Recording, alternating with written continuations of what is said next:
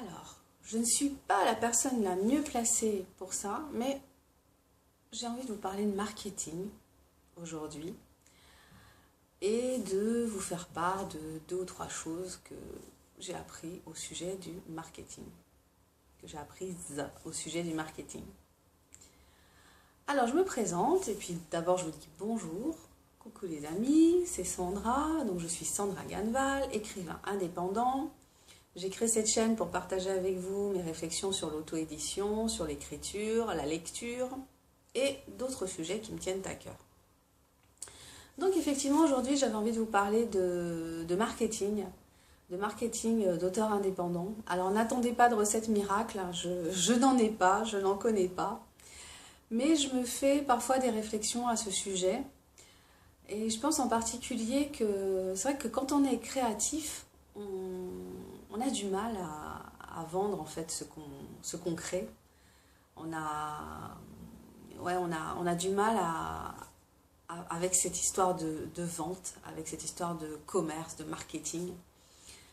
Et ce que je trouve dommage finalement, c'est que quand on voit, enfin quand les parents se rendent compte qu'ils ont des enfants qui sont créatifs, qu'ils ont des enfants qui ont un certain talent pour quelque chose qui a à voir avec une activité artistique, souvent finalement la réaction ça va pas être de dire, ce qui serait logique, à l'heure d'aujourd'hui c'est ce que je pense, ce qui serait logique ce serait de dire à son gamin,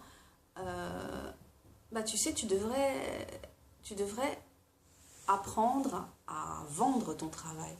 Tu devrais faire du marketing, tu devrais suivre des études de marketing, des études de commerce, faire une formation dans la vente. Non, au lieu de ça, on va plutôt avoir comme discours l'inquiétude. D'abord l'inquiétude, oh là là, artiste, on vit pas, en gros on gagne pas sa vie quand on est artiste, on gagne pas sa vie quand on est musicien, quand on est écrivain.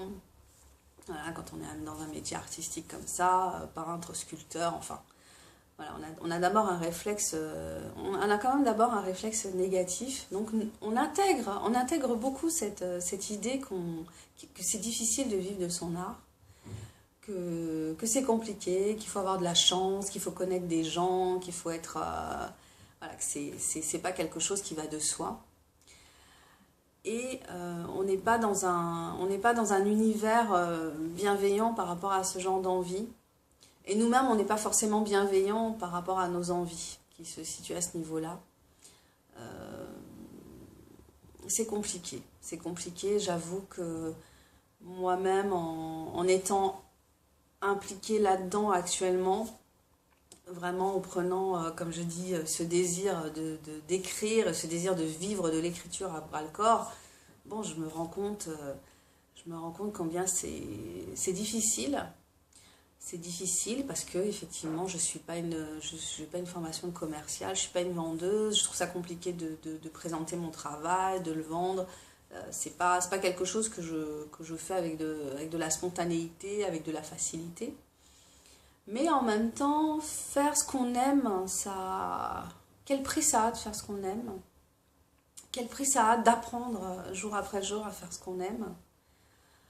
Dans 10 ans, si je continue comme ça à tâtonner au niveau marketing, voilà, aujourd'hui, ce que j'ai décidé de faire, c'est de créer cette chaîne, de partager mes réflexions, peut-être d'arriver à rentrer en relation avec plus de personnes, à faire connaître mon travail à plus de personnes, à leur donner envie de le découvrir. Donc c'est une étape, c'est une nouvelle étape. Voilà, je me dis dans 10 ans, si tout ce que j'aurais fait, peut-être que ce que je suis en train de faire là aujourd'hui, ça va m'occasionner une rencontre, d'attirer l'attention d'une personne qui va faire avancer peut-être la machine pour moi. Je ne sais pas. J'ai entendu dire un jour une phrase qui était faites tout et n'importe quoi, mais faites quelque chose. Donc voilà, je me dis que le marketing c'est aussi ça, c'est tout bêtement c'est agir, parfois en sortant de sa zone de confort, parce qu'on est arrivé à un moment où on parvenait à sortir de sa zone de confort. Parfois on y reste, mais bon, on fait quand même des choses qui font avancer parce que rester dans sa zone de confort quand on écrit, bah, ça veut dire écrire. Ça veut dire rester dans cette autodiscipline qui implique le travail d'écriture. Ça veut dire que malgré tout, on avance. Donc le marketing, c'est pas forcément ce qu'on imagine. C'est aussi le fait de faire des petites choses, d'avancer pas à pas chaque jour, de poser des petites pierres. J'aime bien cette expression-là. Le marketing, c'est aussi poser des pierres par des rencontres, par des interactions avec certaines personnes, par ne serait-ce que le fait d'écrire des livres et de les proposer sur des plateformes.